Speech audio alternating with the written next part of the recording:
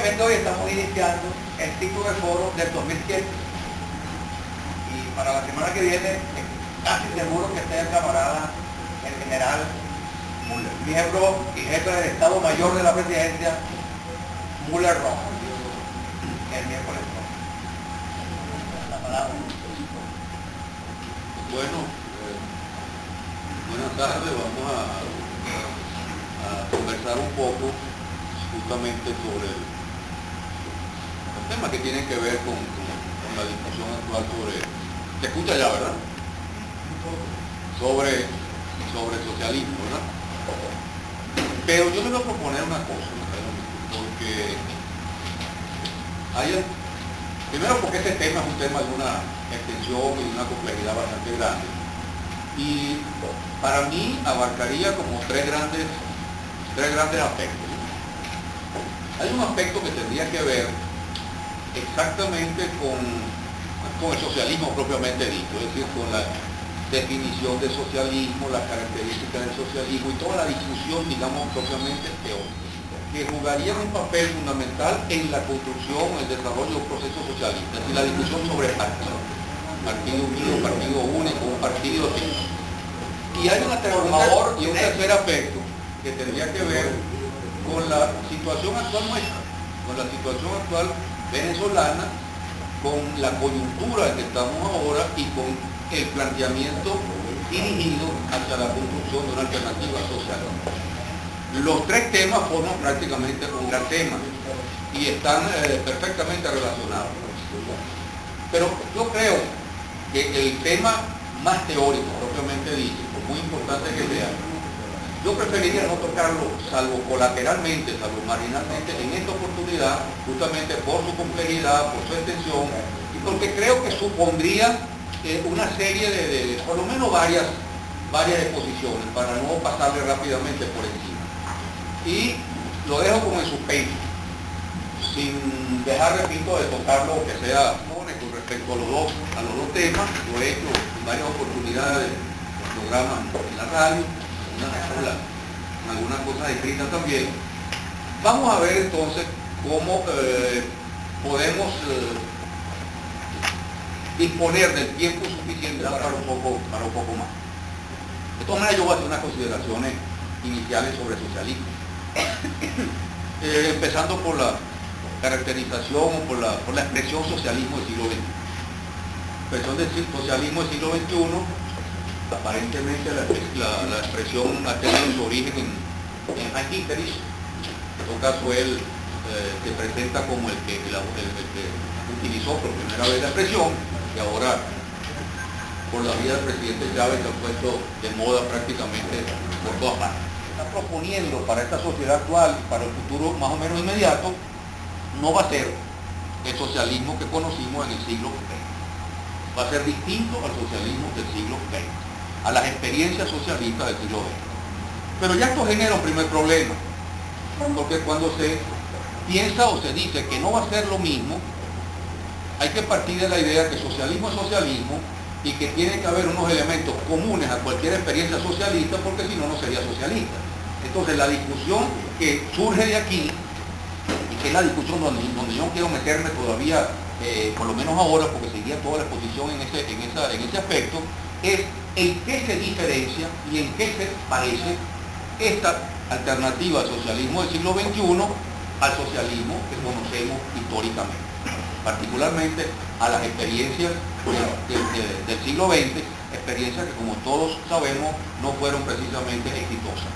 Entonces, lo que hay que ver, en primer lugar, es qué se rescata, qué se recupera, qué se puede utilizar de experiencias socialistas en las cuales, independientemente que haya fracasado, no todo era erróneo, no todo era equivocado. Lo estamos viendo justamente en la ex Unión Soviética, en Europa Oriental, con la miseria y la injusticia espantosa que han desarrollado las experiencias neoliberales, y con parte de la población que ahora recuerda con añoranza los años de comunismo, aún con un recuerdo no muy agradable también del sistema político excesivamente autoritario. Pero recuerdan el bienestar social, los derechos sociales, etcétera, etcétera. Y hay como una especie de recuperación, a pesar de todo el bombardeo ideológico, de que el socialismo vivido, las experiencias socialistas vividas en el siglo pasado, en ellas no todo era descartable, no todo era negativo. De tal manera que el primer problema que se presenta entonces es definir un poco en qué se podría parecer o en qué no podría parecerse este socialismo del siglo XXI al socialismo del siglo XX. Con relación al socialismo propiamente, sin entrar todavía en el tema, con relación al socialismo hay una confusión espantosa. Hay una confusión enorme por todas partes, por todas partes. Si nosotros miramos el panorama europeo e incluso el panorama de algunas, parcialmente latinoamericanos, nos encontramos con que existe una serie de partidos políticos que se califican a sí mismos de socialistas y que realmente de socialistas solo tienen el nombre. No tiene el menor sentido pensar que Zapatero es socialista, que Leonel Jospin fue socialista y que la señora Bachelet o Lago son socialistas. Verdaderamente de socialistas tienen exactamente el nombre.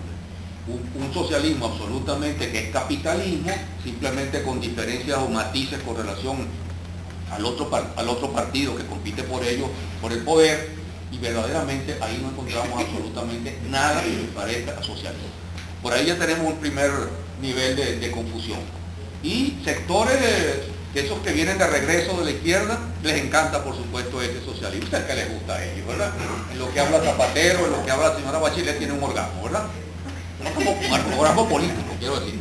Es decir, esa significa, esa es la mejor prueba, la mejor demostración de que eso no es socialismo. Si fuera socialismo no les gustaría, porque ellos están hace tiempo de regreso. Pero resulta que no solo hay confusión en ese sentido, y en este caso se trata de una confusión buscada de partidos que tratan de ganar apoyo entre los sectores populares con una definición que no es la que ellos practican, sino que si vemos el espacio nuestro, el mundo en que nos desenvolvemos nosotros, la Venezuela de hoy, nosotros nos encontramos con que hay una confusión también muy grande con relación a lo que significa socialismo o a lo que es socialismo. Hay muchas cosas aquí que aparecen como caracterizándose como socialismo y difícilmente podrían ser caracterizadas como socialismo. Todo lo que tiene que ver con la sensibilidad social, todo lo que tiene que ver con los logros importantes que se han obtenido en este proceso, las misiones, el desarrollo de la educación, barrio adentro, la lucha por la salud, la lucha por la justicia, los logros que se han obtenido en estos años son logros importantes desde el punto de vista social, desde el punto de vista de la lucha por la justicia, por la igualdad, por los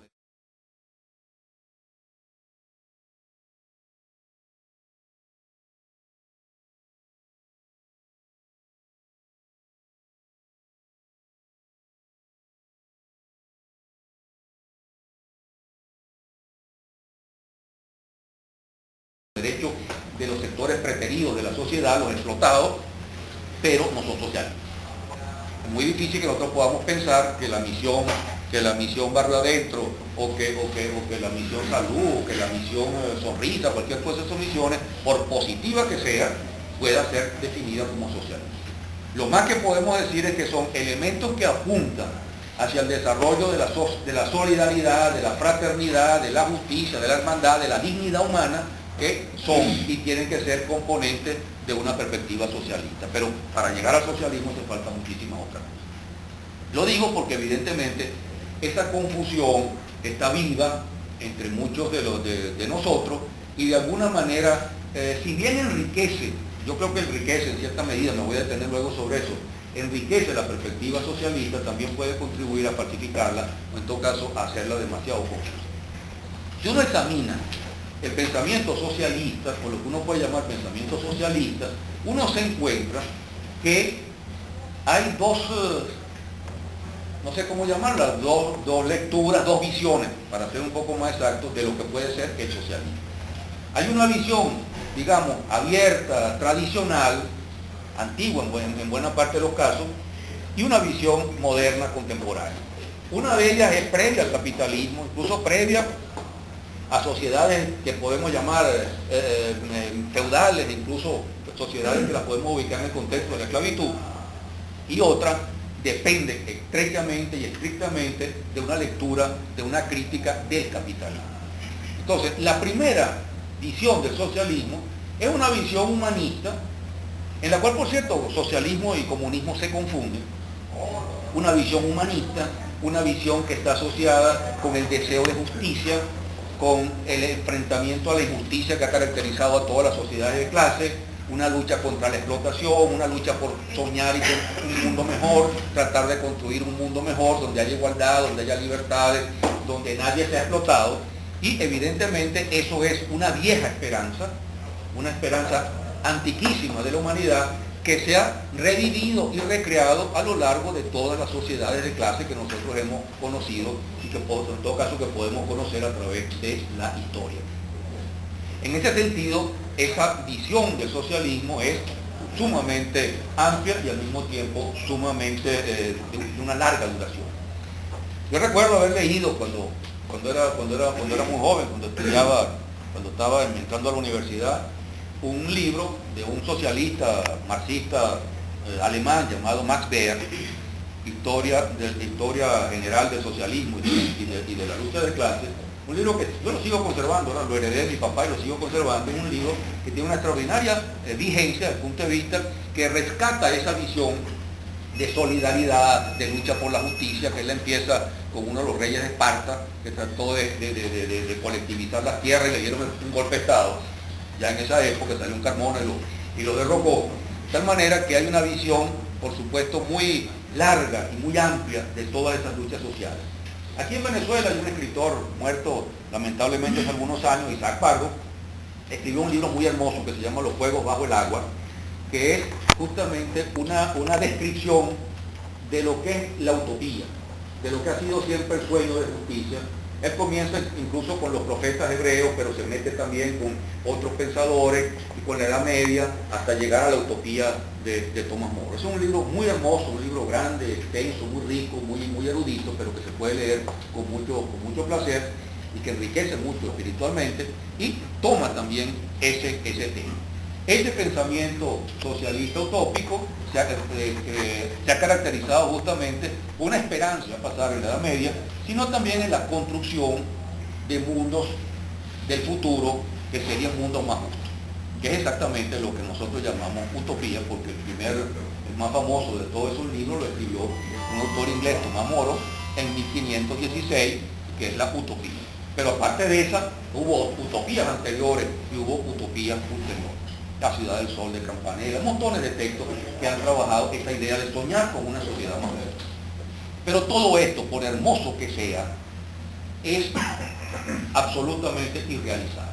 Es una esperanza que alimenta sueños, y los sueños son parte del socialismo, pero que no construye una realidad, porque no tiene una base sólida en la propia realidad.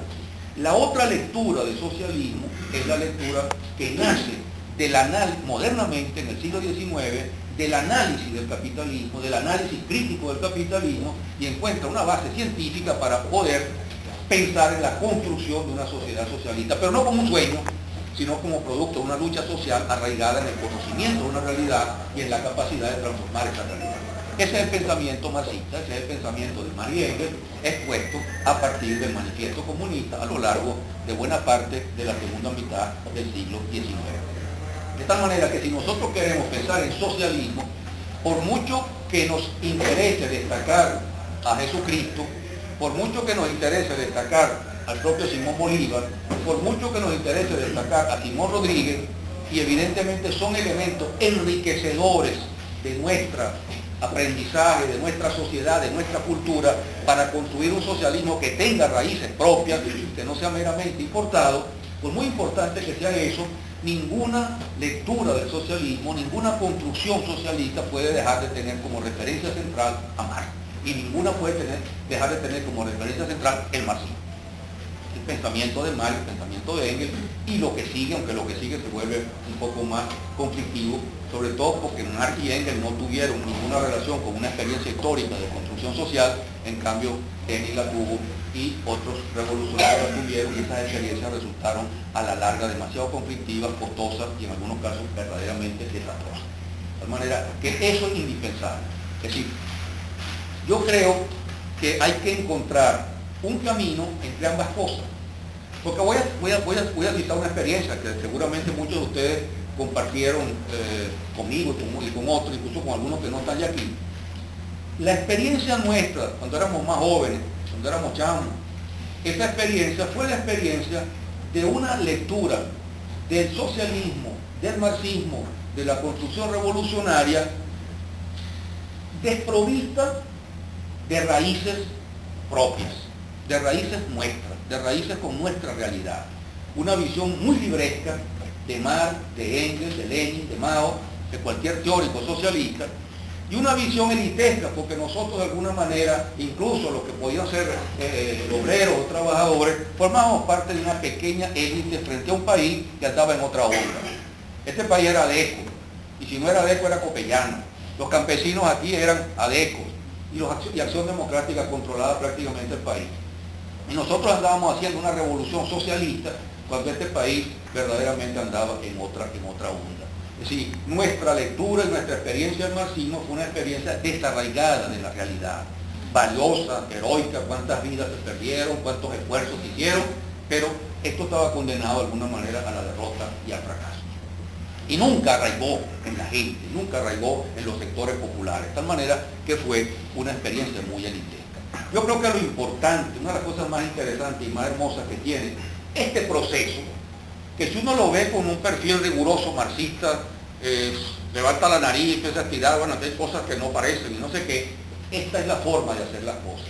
Esta es realmente la forma de hacer las cosas, porque esto es lo que ha aprendido en el pueblo. Y no se puede hacer revolución sin pueblo. Yo nunca he olvidado una frase que dijo Rómulo Betancourt con su voz desagradable y gangosa en una oportunidad, hablando de nuestras guerrillas de los años 60, guerrillas que verdaderamente eran unas guerrillas elitescas y la mayor parte de los campesinos eran adecos. Rómulo Betancourt dijo una vez, una guerrilla sin campesinos es como un arroz con pollo sin pollo. Y realmente nosotros tratamos de hacer un arroz con pollo sin pollo. Hubo mucho mérito, mucho heroísmo, pero realmente faltó el pollo. Ahora está el pollo. Y el pollo no deja de ser, de alguna manera, la realidad social, el país que tenemos, con todos los valores inducidos que tienen que ver con la religión.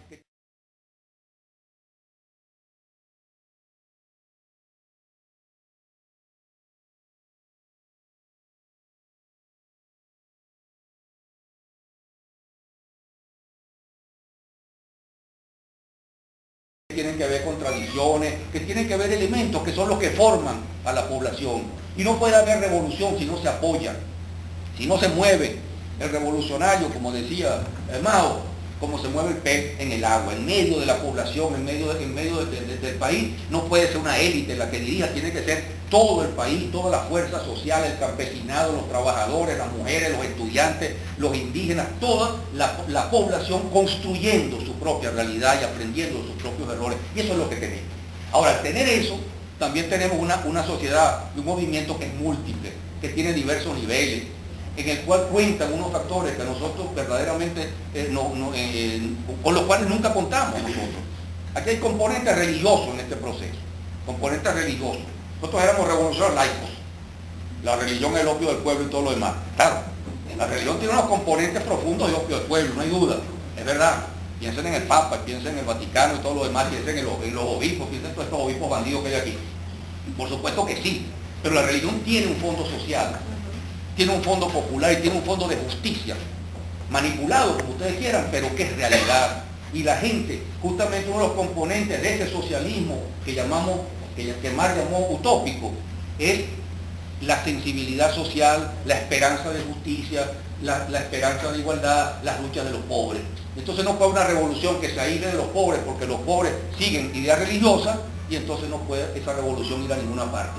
Lo que se trata es de integrar de alguna manera. Y aquí vivimos experiencia en América Latina, la teología de la liberación, que es una extraordinaria experiencia de integración de la sensibilidad religiosa, de curas, de sacerdotes, de gente sencilla con el pueblo, e incluso algunos de esos sacerdotes llegaron a tomar las armas, como Camilo Torres, y convertirse en guerrilleros, y murieron en una guerrilla creyendo justamente en que había que pelear con las armas para lograr la justicia. Si todo eso forma parte de nuestro proceso. Entonces eso hace que este proceso tenga una enorme riqueza, y yo creo que una de las cosas más interesantes que nosotros podemos aprender de esto, los que tenemos formación teórica, formación ideológica, es que la experiencia de una lucha teórico-política sin arraigo popular no va a ninguna parte, y que precisamente lo que ha logrado Chávez es algo extraordinario. Lo que ha logrado Chávez es movilizar a este país, a esta población, y impulsar un proceso revolucionario que tiene todos estos matices. Y justamente de lo que se trata es de que hay gente que tiene opiniones distintas, que participa, que discute, pero sin que esas discusiones y sin que esas opiniones signifiquen lo que significaba también en otra época de sectarismo, de centralismo excesivo, de persecuciones, donde las opiniones diferentes a las opiniones que tenía la mayoría o que tenía quienes dirigían los partidos políticos se convertían en fracciones, y como se convertían en fracciones generaban divisiones, y las divisiones generaban enfrentamientos. Y a veces nos enfrentábamos más nosotros unos a otros, revolucionarios, a veces hasta por tonterías, mientras la derecha aplaudía desde allá arriba gozando cómo se acababa la lucha popular, porque estábamos discutiendo determinadas cosas, porque no habíamos aprendido que tener opiniones distintas enriquece, y que no tiene que haber una única opinión que es la que no se equivoca, y que hay que seguir esa opinión sin discutirla. Entonces eso es un elemento que ha enriquecido enormemente este proceso, y yo creo que hemos estado empezando a combinar la lucha ideológica, la lucha política, la claridad política que se vaya desarrollando con esta participación, con este protagonismo, repito, y un poco de alguna manera tiene que ver con experiencias personales también, salir del modelo donde la clase media era la que dirigía los procesos revolucionarios. No la clase media, por supuesto, la Plaza Altamira. La clase media ha sido siempre una clase que no es tan clase, un pastel que es un poco el medio de la sociedad donde hay de todo, donde hay desde las viejas más recalcitrantes y reaccionarias hasta jóvenes y viejos también, porque tampoco se trata de un problema de edad, que mueren por sus ideas y que pelean por sus ideas, y que tienen 70, 80 años y están peleando por lo mismo por lo que pelearon hace 40 o hace 50 años. Es decir, la clase media da para todo, pero la clase media aquí en una época encarnó a través de estudiantes, de jóvenes, de cuadros, de profesionales, esa vanguardia que empujaba la lucha revolucionaria, pero que nunca arraigó en el pueblo. Hoy América Latina nos ha estado enseñando a todos nosotros que el modelo en el cual solo una minoría de clase media con cierta formación teórica puede dirigir los procesos. Lo que nos ha enseñado la lucha de estos últimos 20 años, sobre todo estos últimos 15 años, la lucha contra el neoliberalismo, es que las masas populares no solo son capaces de elaborar una praxis política revolucionaria, sino que también son capaces de elaborar teoría. Y que una de las fallas de nuestro proceso durante todas esas décadas heroicas de los años 60 y 70 fue que no elaborábamos teoría, que aplicábamos la teoría marxista tal como nos venía en una caja y tratábamos de adaptar al país a la teoría marxista, cuando de lo que se trata, como de todas las teorías, por revolucionarias que puedan ser como el marxismo, es de vincularlas a la realidad para que funcionen allí, para que se enriquezcan con el conocimiento de la realidad y de la diversidad y de la cultura y de las tradiciones y de todas las cosas que le dan vida a un movimiento popular y que lo conviertan realmente en un movimiento popular. Yo creo que esta es nuestra experiencia.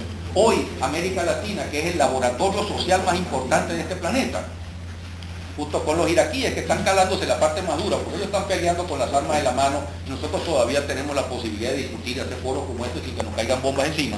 Pero de todas maneras, este es el espacio de laboratorio social, repito, más importante del planeta, y aquí están los movimientos indígenas por toda América Latina, los movimientos de mujeres, los movimientos de campesinos.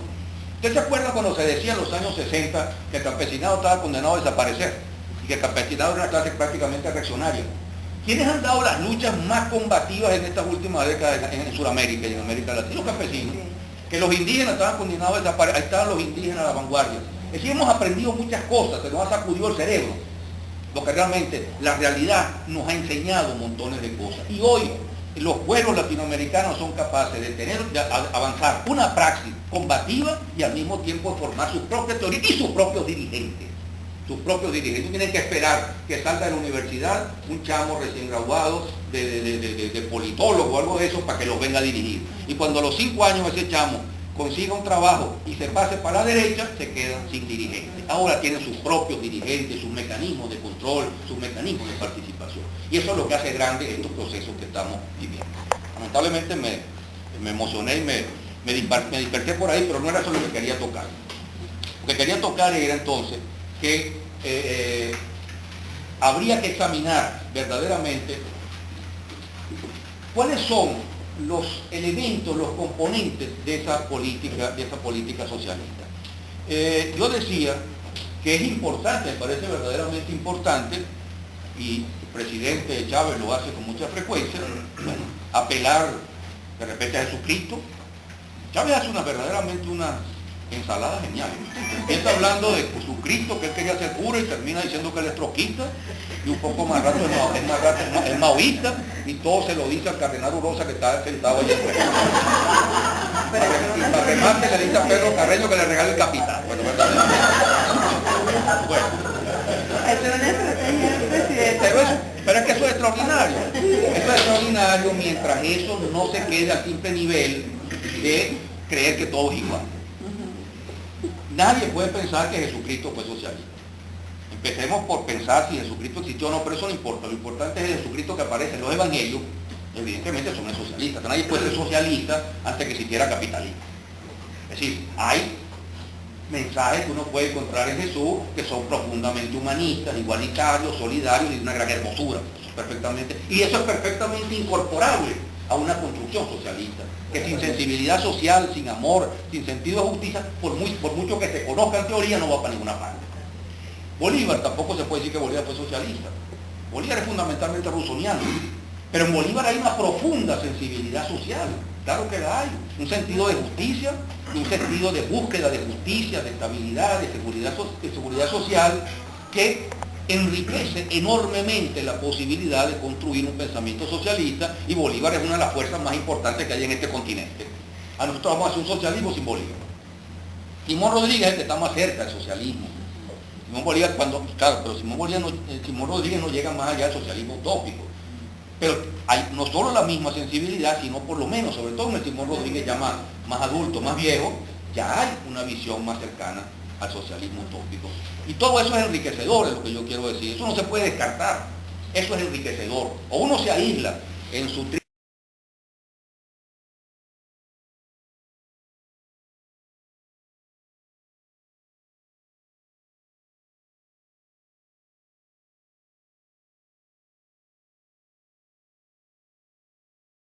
Simón Rodríguez no llega más allá del socialismo utópico.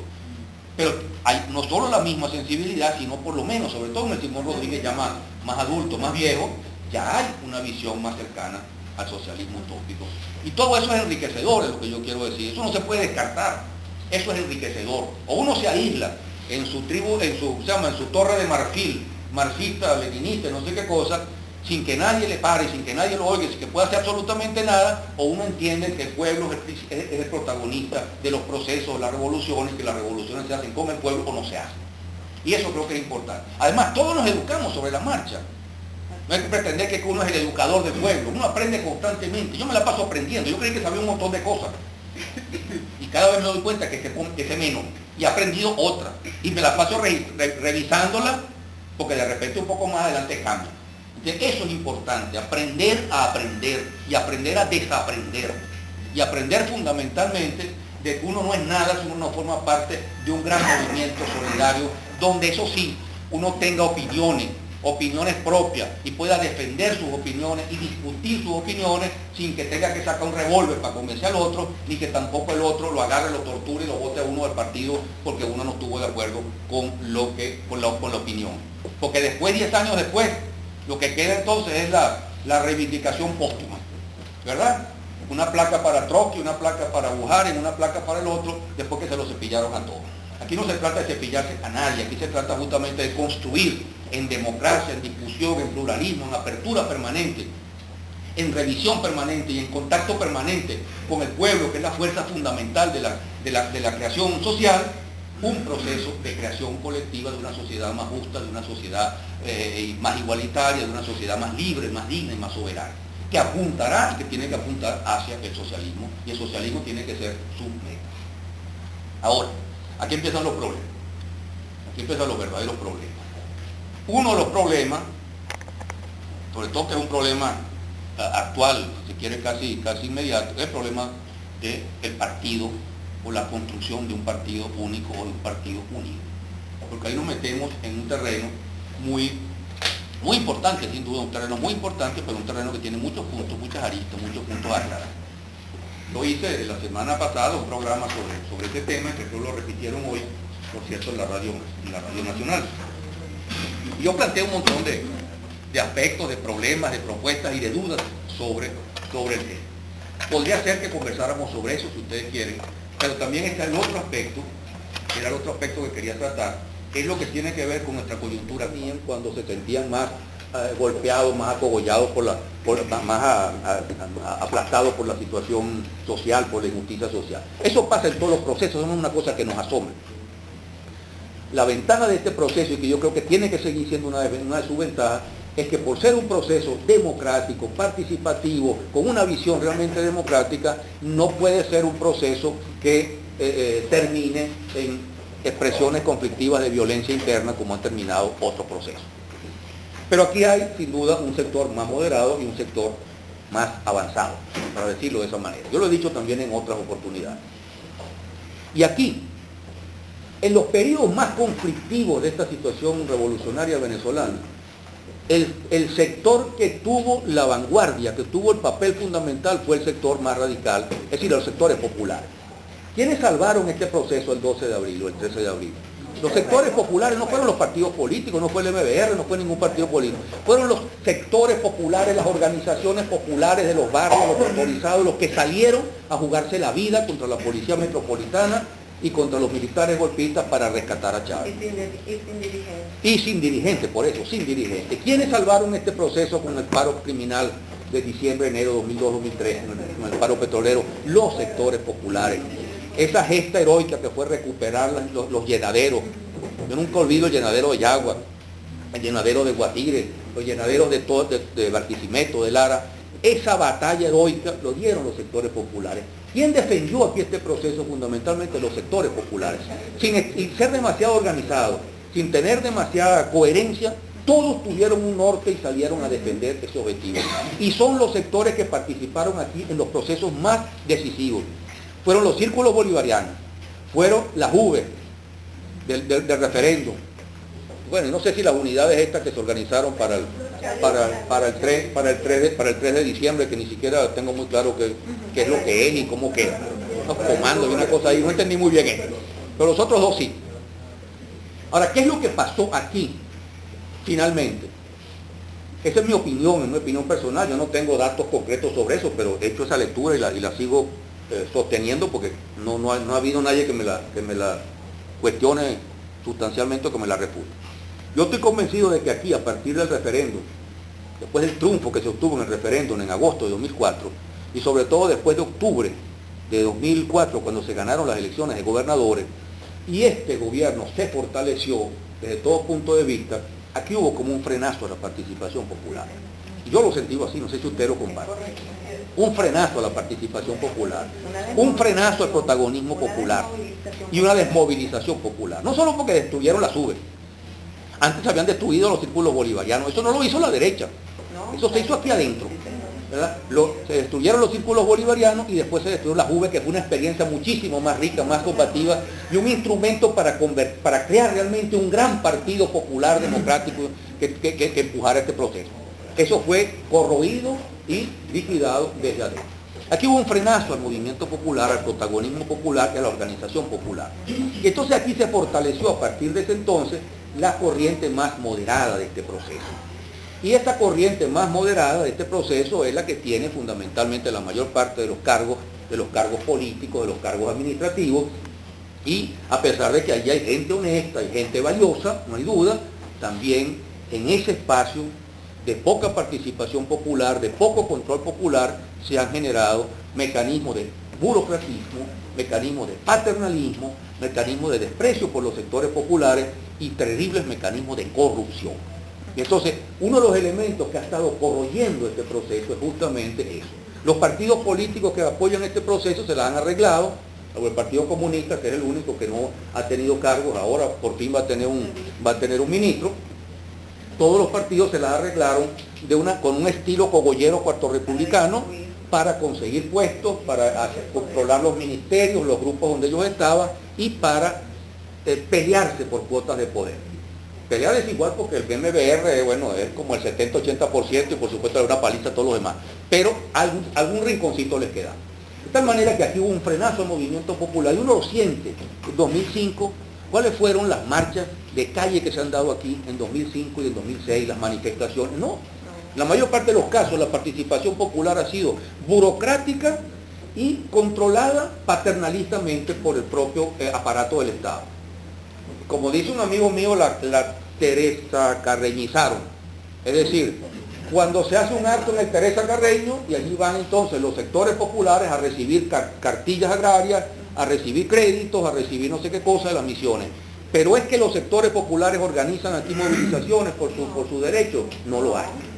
Uno de los grandes errores que ha cometido este proceso es que no ha sido capaz de dejar espacio para que se desarrolle un movimiento obrero clasista, un movimiento campesino clasista y unos movimientos estudiantiles que representen a los estudiantes.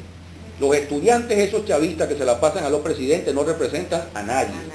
Los movimientos campesinos, con todas las víctimas que ha tenido, con todas las luchas que ha hecho, el movimiento campesino es un movimiento aquí burocratizado. El movimiento obrero se reconstruyó casi una CTV. Afortunadamente ya hay unas corrientes que están luchando por desarrollar una política clasista. Pero no tiene sentido que tenga que surgir una corriente dentro del nuevo movimiento sindical para hacer lo que debió hacerse desde el primer momento. Aquí no hace falta un movimiento obrero tipo CTV, una CTV chavista. ¿Por qué queremos una CTV chavista? Yo tengo un amigo, viejo dirigente sindical, algunos de ustedes lo conocen, que lo llama en lugar de bolivariano, lo llama bolivarero. Es decir, no puede ser que ese sea un modelo. Este gobierno, que es un gobierno progresista, revolucionario en muchas cosas y que quiere seguir avanzando, necesita apoyarse en un movimiento obrero, en un movimiento campesino, en un movimiento mujeres, en un movimiento indígena.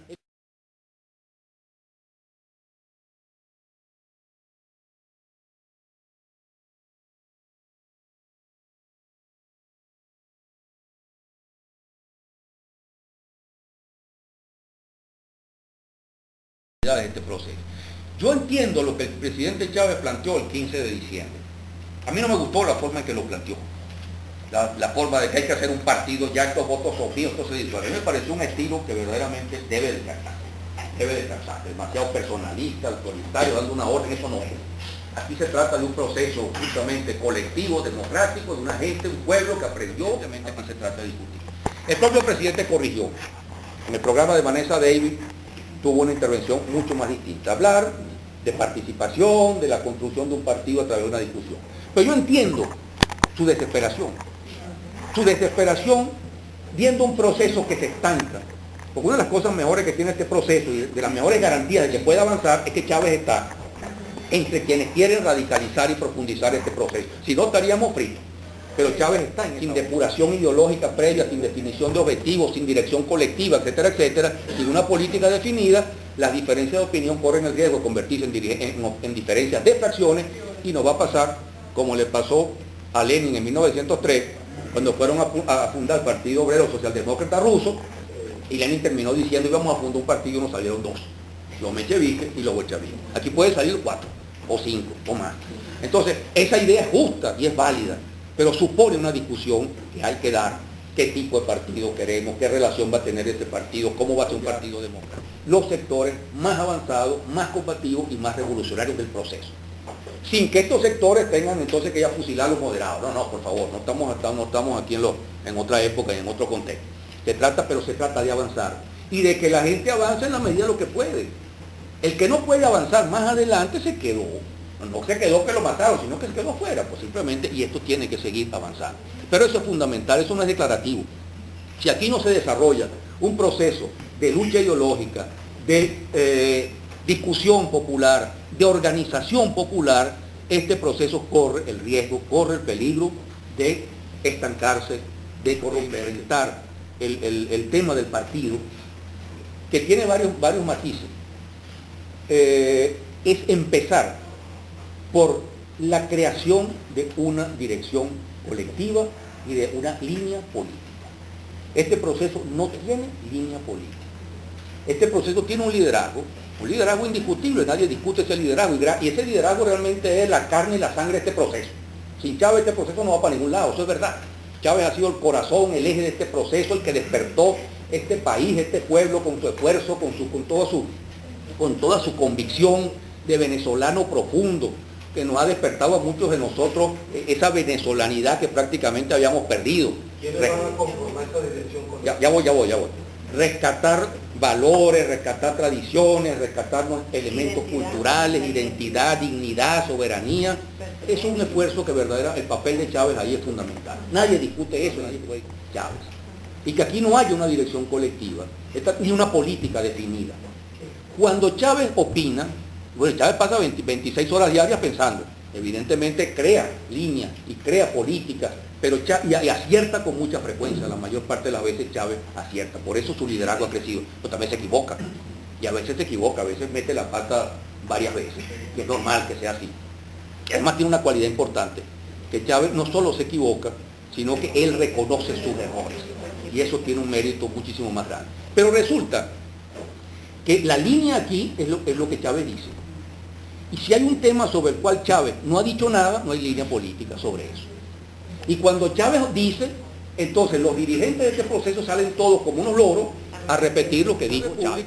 Son en buena parte todavía cuarto republicanos en muchas cosas. Y por eso es necesario discutir, depurarse, desarrollar mecanismos de control, contraloría social, participación popular, respeto por esa participación popular y fortalecimiento de esa política. Significa demasiado tiempo. Podemos hacer perfectamente en otra oportunidad discutir un poco más profundamente esto. Creo que he tratado de dar una especie, ojalá lo haya logrado, una panorámica de la situación actual, los problemas principales y la necesidad de empujar el movimiento popular, organizarlo, reestructurarlo, mantener su fuerza democrática para que este proceso no se estanque, porque si se estanca empieza a retroceder y este proceso no se puede perder, para que este proceso siga avanzando, y si sigue avanzando es avanzando hacia objetivos socialistas, a rebasar de alguna manera estos límites capitalistas dentro del cual se ha desarrollado. Porque hasta ahora, y termino con eso, por más discurso solidario, humanista, socialista y antiimperialista del presidente Chávez, aquí lo que se ha construido hasta ahora en lo esencial es capitalismo. Es capitalismo porque, ya voy a terminar, se me acaba de ocurrir una última cosa, dame un ratito más. Por lo siguiente, y cuando digo que es capitalismo no lo digo en un sentido crítico, lo digo incluso en un sentido positivo. Yo soy de los que piensa que aquí en Venezuela nunca ha habido capitalismo. Nunca ha habido capitalismo, aquí lo que ha habido es un burocratismo de unos empresarios que han vivido robando del Estado, quebrando empresas, revendiéndoselas al Estado, etcétera, etcétera. Que aquí todo se importa, que aquí nada se produce, aquí se acabó la agricultura, que aquí se acabó la industria, la sustitución de importaciones no sirvió para nada, se la cogieron las transnacionales, el desarrollo agrícola se la cogió la agroindustria, y este es un país absolutamente colonizado, sin ninguna capacidad de producción, salvo seguir vendiendo petróleo y refinando ahora una parte del petróleo. De tal manera que si uno sigue la orientación trazada por el pensamiento de Marx, que yo comparto perfectamente en este plano, cuando Marx planteaba la posibilidad del socialismo en las décadas finales del siglo XIX, Marx se planteaba el socialismo en Europa. ¿Por qué se planteaba Marx el socialismo en Europa? Se lo planteaba fundamentalmente porque, y en esto Marx tiene toda razón, no se puede construir el socialismo sobre la base de la pobreza. Una de las tragedias del socialismo del siglo XX es la construcción de sociedades socialistas en sociedades absolutamente pobres, donde no puede funcionar el socialismo se convierte en burocratismo. Trotsky dijo una vez, hablando justamente del burocratismo soviético, que cuando había escasez, si no había suficiente pan, había que poner a la gente a hacer cola para comprar el pan. Y para que la gente no se coleara, había que poner un policía. Y eso es una descripción gráfica genial del burocratismo. Ahí viene el policía, tenía que ser producto de las contradicciones del propio capitalismo, es decir, nacer de una cierta abundancia, de un cierto desarrollo del fuerza productiva. Y por eso Marx pensaba que el socialismo era viable en las sociedades europeas. Ese panorama cambió rotundamente a fines de siglo